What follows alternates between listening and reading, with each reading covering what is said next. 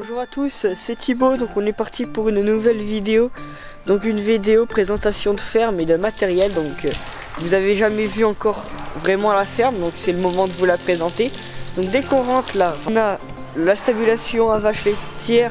Donc elle a maintenant 12 ans avec un robot Lely qui a 2 ans maintenant. Donc ils sont sur un système pour coucher, donc elles sont pas sur paille et sur logette, donc c'est des tapis comme des matelas pour nous. Donc tout ce qui est excrément des vaches, ça va en dessous. En dessous on a une fosse pour stocker tout ça. Donc pour faire ça, donc on a des trous dans les sols. Donc, je vous montre ça, donc voilà. Ça c'est les trous. On a le petit rabot qui est ici, qui permet de... Il passe toutes les 2 heures, qui permet de pousser tous les excréments et de faire tomber tous les excréments dans la fosse. Donc dès qu'on se tourne, on a la deuxième stabulation qui est neuve, qu'on a fini hier. On a fini hier de mettre les abreuvoirs et de bien finir. Donc on a une dizaine de génisses pour l'instant car les autres sont en élevage. Donc c'est une nouvelle qui est aussi sur logette, donc sur matelas, mais cette fois-ci pas avec des kiboutiques parce que ça, on aurait mis trop de temps pour la construire. Donc on est sur un système de rabots les rabots, quand ils passent, ils ramènent tous les excréments des vaches dans un tuyau qui est sous le béton ici. Donc ces trous là, donc il y a un tuyau qui est tout lisse. Ça ramène tous les excréments dans la fosse de l'autre stabule, donc ici. Voilà, donc ça c'est un rabot qui prend toute la largeur du couloir pour tout ramener. Donc si jamais ça bouge ou que ça glisse pas, on a un système de chasse d'eau. Donc c'est la pompe que vous voyez là-bas en blanc, c'est comme ça qu'on active la pompe. Donc ça permet de prendre du lisier qui est dans la fosse là-bas, qui envoie du lisier mais super fort, super vite, tout ici. Là il y a un tuyau qu'on ne voit pas ici. Paf, ça échange ici, là ça tourne. Et dans ce tuyau là, dans ce gros tuyau, ça pousse super fort, chasse d'eau, ça termine là-bas. Donc voilà, on va passer maintenant, je vais vous montrer les veaux et puis les autres génisses qui sont eux sur paille car elles sont trop jeunes pour être sur des logettes. Donc voilà, donc j'espère que la vidéo vous plaît. Surtout n'hésitez pas à vous abonner si vous ne me connaissez pas encore. Je vais essayer de vous faire une vidéo toutes les semaines ou toutes les 2 semaines IRL. Et laissez un maximum de likes, ça me dira que vous aimez les vidéos comme ça et que je continuerai pour vous faire une série La vie à la ferme toute l'année. Comme ça, une vidéo toutes les semaines de ce que je fais. Donc voilà, maintenant on arrive pour les veaux. Donc les veaux c'est des niches, bon comme les chiens vous me direz, mais pas vraiment. Donc c'est les niches ici blanches, où les veaux sont à l'intérieur, couchent tout seuls. Ça permet de les séparer, comme ça ils ne peuvent pas se donner les maladies dès la naissance. Donc ici on a 4 veaux, ici, là on a le reste des niches, donc je crois que si on compte on a 10 niches. Ici on a le reste de matériel hier. Donc ici on est sur de la paille, car ces génisses là sont trop jeunes pour encore être sur des logettes. Donc maintenant on va repasser sur la partie vache laitière. Je vais vous montrer le robot, le temps calé là où est récolté tous les des vaches qui produisent et tout l'informatique qui permet de contrôler tout ça. Donc ici on a un silo à granulés, donc on a tous les granulés ici qu'on stocke pour les veaux qui sont là. Donc voilà, on rentre, ici on a le temps calé, donc tout le lait que les vaches produisent, ça atterrit dans ce tank ici. Après ici, on a le robot qui fait du bruit, je suis désolé, je sais pas que vous m'entendez. Donc ici on a le robot qui crée, avec la file d'attente, on va faire ça comme ça, donc les vaches qui attendent derrière. Donc pour l'instant il y a une vache à l'intérieur. Là on a un écran qui permet de tout contrôler, on sait tout sur les vaches, on sait même le nom. Le nom c'est ici, c'est miel, donc la vache elle s'appelle miel. C'est la vache numéro 62, elle fait 720 kg. Quand je vous dis qu'on sait tout, c'est qu'on sait tout. Maintenant on passe ici on a la partie donc bureau informatique. Donc ici on a l'ordinateur et tout ça. Ici on a un calendrier. Donc c'est un calendrier comme nous quand on avance pendant les jours. Mais ici c'est les vaches. Donc c'est un calendrier qui permet de savoir les vaches où elles en sont. Donc ici, donc c'est quand? Ici voilà. Ici c'est qu'elles sont encore veaux. Ici c'est quand elles sont en chaleur. Non, ici c'est quand le veau est prêt pour le... c'est quand elles ont un veau. Ici elles ont un veau. Ici elles sont en chaleur. Elles sont en chaleur, là c'est... Tout ici c'est qu'elles peuvent être en chaleur. Ici c'est quand on les insémine. Donc c'est qu'on leur met une graine pour qu'elles aient un veau. Ici elles sont peut-être encore en chaleur, si ça n'a pas marché, on recommence. Ici elles ont un veau, on en est sûr. Donc il y a les 9 mois. Et ils arrivent ici. À partir d'ici, quand elles ont un veau, elles font plus de lait. Parce qu'il faut qu'elles gardent le lait pour leur veau. Ici je crois qu'elles mangent plus d'ensilage, elles mangent que des granulés. Et puis elles ont leur veau. Donc le veau, je vous ai expliqué, elles ont 2-3 jours avec leur mère. Puis elles sont dans les niches. Donc voilà ici pour la partie vaches laitières. Donc on se retrouve tout de suite du côté du matériel, de l'ensilage et tout ça.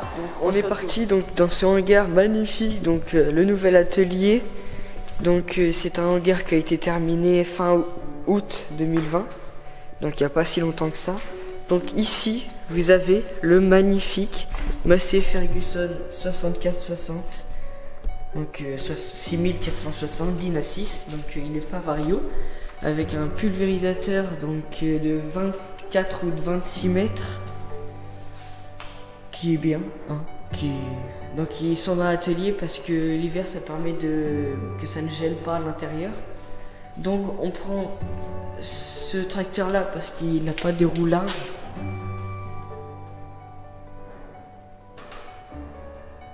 Il n'a pas de roue étroite non plus. Donc je vais vous faire un tour dedans. Donc le tracteur est équipé. Vous pouvez voir qu'ici il y a l'écran donc pour le pulvé. Puis on en a un autre ici sur le tableau de bord qui n'a pas été encore équipé.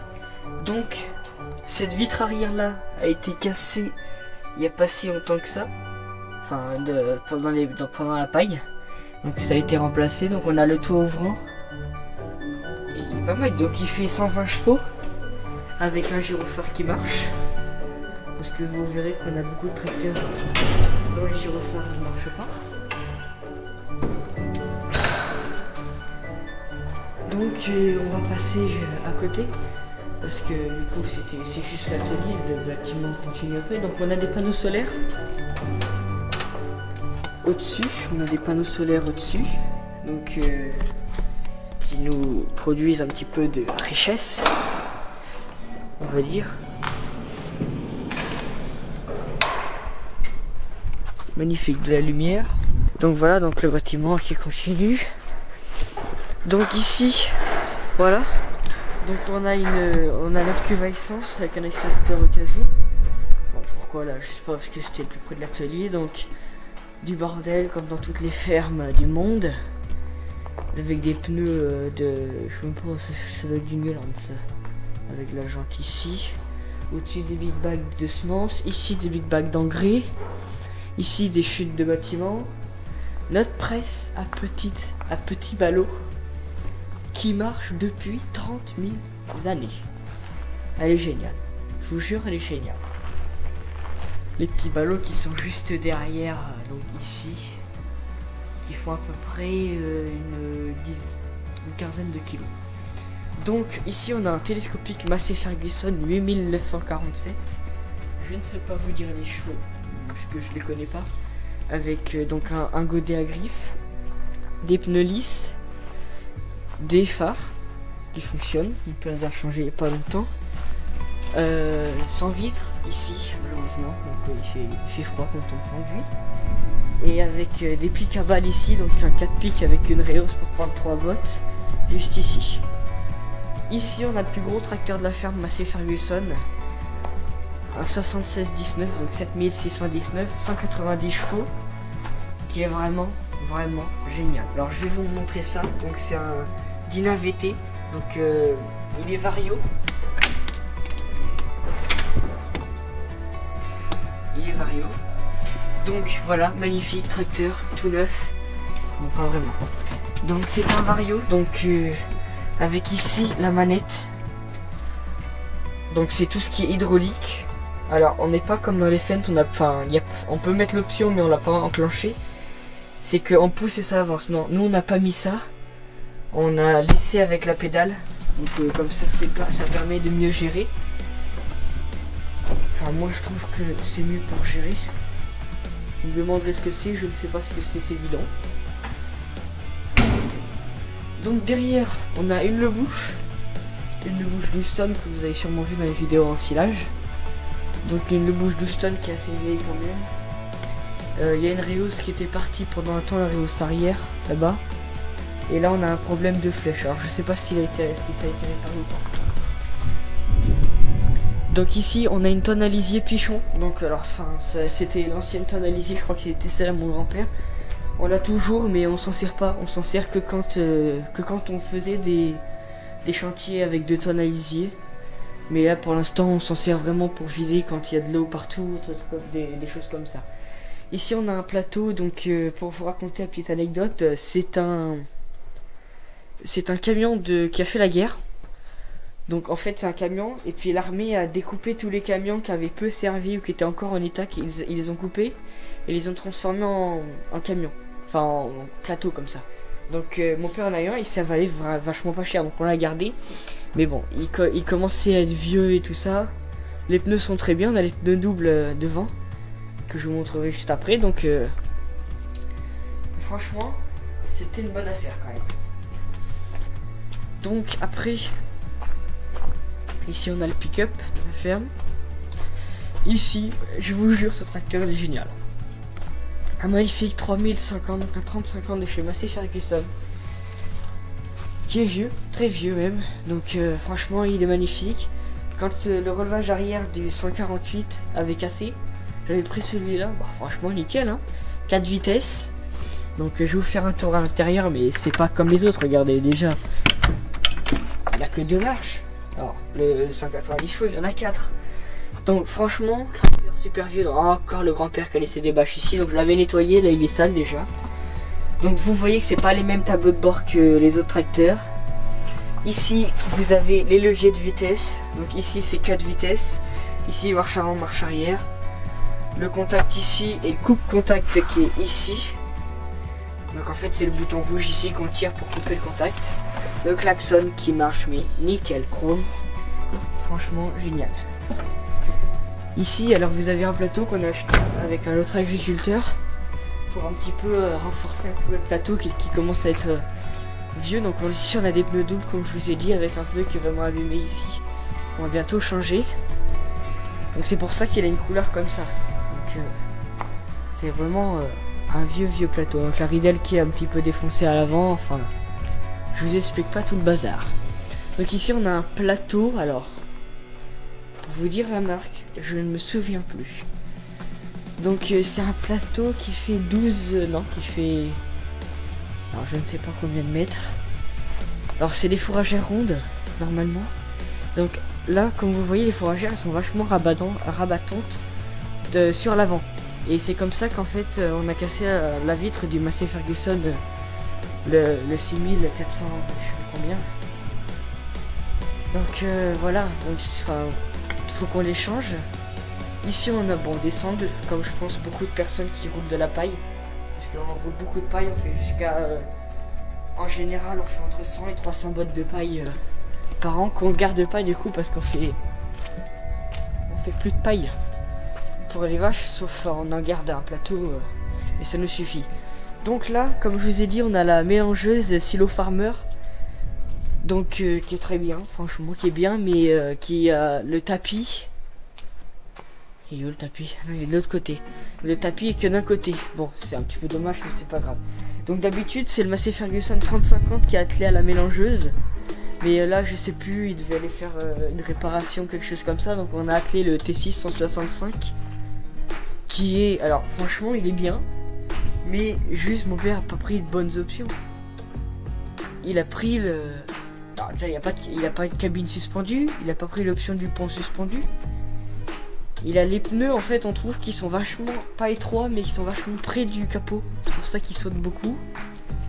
Donc on a le chargeur MX bleu, ça y est, une norme, avec un côté Kevin ou Kevin.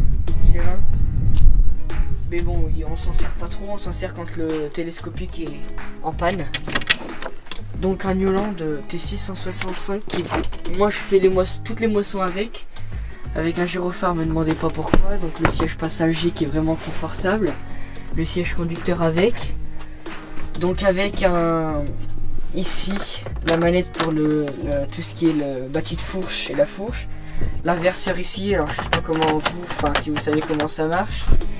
Ici on a un levier pour les lentes et les rapides, donc c'est équivalent aux tortues et lièvres pour ceux qui savent de quoi je parle, avec le plus et le moins. Voilà, donc ici tout ce qui est hydraulique, ici le relevage, donc là je vous fais un petit peu le tour du tracteur, mais bon voilà. La vitre que j'ai cassée aussi, la vitre arrière que j'ai aussi cassée, alors je l'ai cassée en faisant ensilage de maïs, le premier ensilage de maïs de cette année.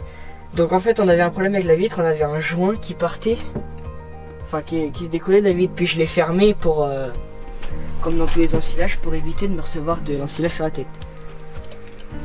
Du coup j'ai enlevé j'ai fermé la vitre, elle s'est cassée à ce moment là, donc j'ai nettoyé le tracteur. Maintenant la vitre est réparée, elle est très bien.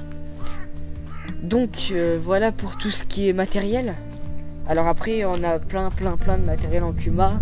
On a une moissonneuse batteuse qu'on a acheté avec un entrepreneur que vous avez vu dans des vidéos. Enfin, c'est tout ce qu'on a ici. Après ici donc on a les ensilages, on a les silos d'ensilage, donc on a 3 silos d'ensilage que vous verrez après. Il y a tous les silos à chaque fois, tous les ans on les fait dépasser à l'arrière ou à l'avant parce qu'on peut pas tout loger. Vous voyez qu'ils sont vachement hauts au-dessus des murs. Donc ça c'est de l'ensilage pour vous dire. De l'ensilage de l'ensilage de maïs. Là je sais pas là. Je sais pas si vous arrivez à voir vous. Mais je crois bien que c'est de l'ensilage de maïs. Donc on a 3 silos comme ça. Donc mon père, s'il lui reste de l'argent pour avoir fini de construire tous les bâtiments, il aimerait soit monter les murs plus haut, soit les rallonger, mais ça va être compliqué sinon on bouche les entrées. Tous les passages ici pour pousser un tracteur. Donc ça va être sûrement les remonter. Donc là un ensilage d'herbe. Voilà, et puis regardez ici le silo qui dépasse vachement devant. Parce que tous les ans on ne peut pas tout loger. Donc malheureusement ça finit toujours en débordement comme ça. Donc voilà, je fais une petite aparté pour que la vidéo ne dure pas trop longtemps. Donc le bâtiment que vous voyez à côté du bâtiment à matériel, le vieux bâtiment, c'est celui qu'on va démolir pour remplacer par le bâtiment à fourrage. Et je vous ferai une deuxième partie de vidéo où je vous expliquerai plus en détail l'exploitation, donc avec le nombre d'hectares et etc. Donc des techniques qu'on fait particulièrement pour des semis, pour les moissons. Et je vous expliquerai le matériel qu'on a en Kuma et le matériel que je n'ai pas pu vous montrer dans cette vidéo. Je vous laisse avec les derniers plans et la fin de la vidéo. Allez, ciao tout le monde.